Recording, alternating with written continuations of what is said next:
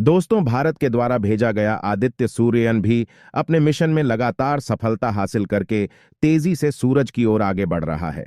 इधर सभी लोग चंद्रयान 3 के जागने का इंतजार कर रहे थे और उधर इसरो के वैज्ञानिक लगातार आदित्य L1 पर नजर गड़ाए बैठे हुए थे। और 30 सितंबर के दिन वैज्ञानिकों ने आदित्य सूर्यन के इंजन को चालू करके पृथ्वी के कक्षा से बाहर भेज दिया है। यानी कि वह अब पृथ्वी की कक्षा से बाहर चला गया है और अंतरिक्ष में तेजी से L1 पॉइंट की ओर आगे बढ़ रहा है। आपको बता दें कि यह काम इतना भी आसान नहीं था, क्योंकि भारत ने ऐसा कारनामा दूसरी बार किया है। भारत ने पहली बार मंगलयान मिशन के तहत अपने स्पेसक्राफ्ट को पृथ्वी की गोली वाली कक्षा से सीधी रेखा में बाहर की ओर अंतरिक्ष में भेज दिया था और वैज्ञानिकों ने बड़ी ही सावधानी के साथ इस कारनामे को अंजाम देते हुए आदित्य L1 स्पेसक्राफ्ट को पृथ्वी की गोली वाली कक्षा से बाहर भेज दिया है। इस समय इसकी स्पीड लगभग 40,000 किलोमीटर प्रति घंटा है। इस समय आदित्य L1 पृथ्वी से 9.2 लाख किलोमीटर की दूरी पर पहुंच चुका है और जल्द ही यह सूरज के करीब L1 पॉइंट पर स्थापित होने वाला है। 6 अक्टूबर के दिन वैज्ञानिकों ने स्पेसक्राफ्ट को ट्रैक किया, जिसमें वैज्ञानिकों के पास जो डाटा निकाल कर आया है उसमें बताया जा रहा है कि आदित्य L1 स्पेसक्राफ्ट इस समय सही सलामत बचा हुआ है और अपने सही रास्ते पर चल रहा है। साथ ही L1 पॉइंट की ओर तेजी से रवाना हुआ है और लगातार इसकी स्पीड बढ़ती ही जा रही है। भारत का पहला सूर्य मिशन है जो कि सूरज की स्टडी करने वाला है। इससे पहले भारत में एक भी सूर्य मिशन नहीं किया है, इसलिए इसरो के वैज्ञानिकों को काफी ज्यादा चुनौतियों का सामना करना पड़ सकता है। लाग्रांजियन पॉइंट पृथ्वी से 15 लाख किलोमीटर दूरी पर मौजूद है और इसी बिंदु पर आदित्य सूर्ययान को पहुंचना है और उसके बाद सूरज की विकिरणों और इसकी बाहरी परत कोरोना के बारे में स्टडी करेगा। आपको बता दें कि अंतरिक्ष में एक ऐसा पॉइंट है जहां पृथ्वी और सूरज के बीच का गुरुत्वाकर्षण बल बराबर कार्य करता है, यानी कि इस पॉइंट पर कोई भी स्पेसक्राफ्ट आसानी से ठहर सकता है और उसे बहुत कम फ्यूल की जरूरत पड़ेगी। आदित्य L1 स्पेसक्राफ्ट के दोनों सोलर पैनल इस समय खुले हुए हैं और वह लगातार सूरज से ऊर्जा प्राप्त करके आगे बढ़ रहे हैं।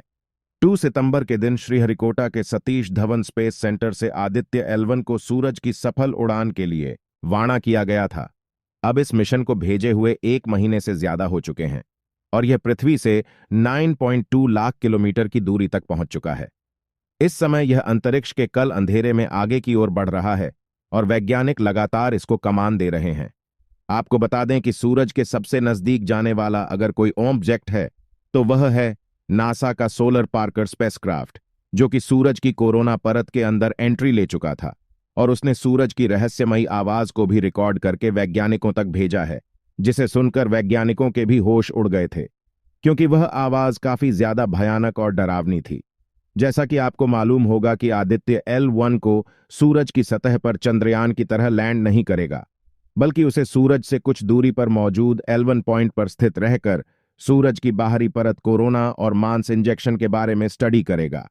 सूरज के भी कई ऐसे राज हैं जो आज तक छुपे हुए हैं और वैज्ञानिकों को उनके बारे में जानकारी नहीं हो पाई। इसीलिए वैज्ञानिक मिशन करके सूरज के बारे में और अधिक जानकारियां हासिल करना चाहते हैं। सूरज का तापमान लगभग 150 डिग्री सेल्सियस के करीब है और सबसे बड़ी हैरानी की बात यह है कि जैसे जैसे इसकी सतह की ओर बाहर आते हैं, इसका तापमान भी और ज्यादा बढ़ता जाता है। यह एक ऐसा रहस्य है जो वैज्ञानिकों को आज तक हैरान किया हुआ है कि इसकी बाहरी सतह का तापमान उसके सेंटर से ज्यादा कैसे हो सकता है। सूरज पृथ्वी, चंद्र या किसी अन्य ग्रहों की तरह ठोस नहीं है, बल्कि यह आग का उबलता हुआ एक गोल है जो कि हाइड्रोजन और हीलियम के लगातार नाभिकीय संलयन के द्वारा ऊर्जा उत्पन्न कर रहा है। सूरज की बाहरी परत कोरोना से लगातार सोलर प्लेयर्स निकलता है जो कि अंतरिक्ष में चला जाता है और कुछ सोलर प्लेयर्स फिर से सूरज में आकर लिपट जाता है।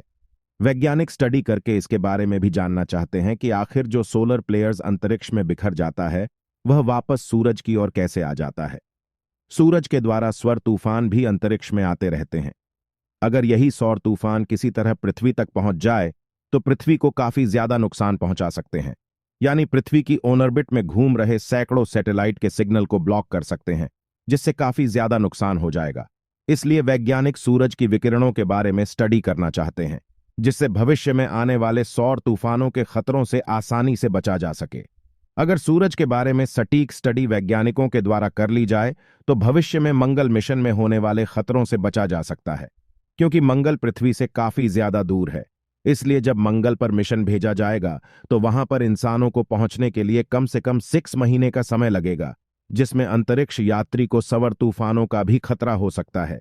इसलिए वैज्ञानिक सवर तूफानों के बारे में ज्यादा से ज्यादा अध्ययन करके जानकारी हासिल करना चाहते हैं, क्योंकि आदित्य L1 सूर्ययान भारत का पहला मिशन है जो कि सूरज की स्टडी करने वाला है। इसलिए वैज्ञानिकों को इस L1 पॉइंट तक पहुंचने में काफी ज्यादा सावधानी बरतनी होगी। लाग्रांजियन पॉइंट पृथ्वी से लगभग 15 लाख किलोमीटर की दूरी पर मौजूद है।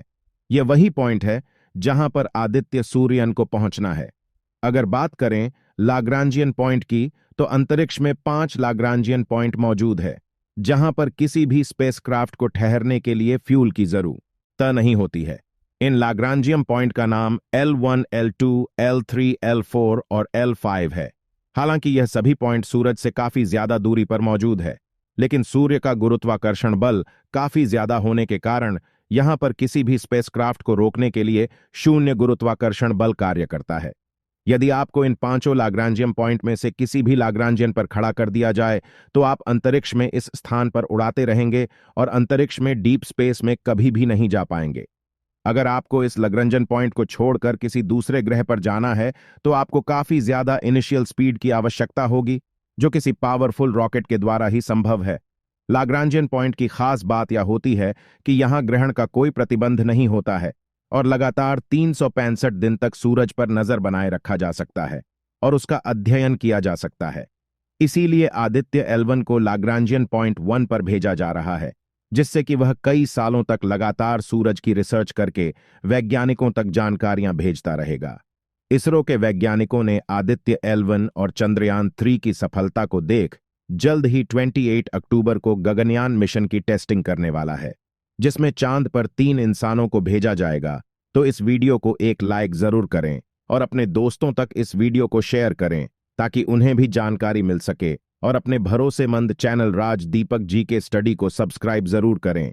और वीडियो को अंत तक देखने के लिए धन्यवाद और आपका दिन मंगलमय।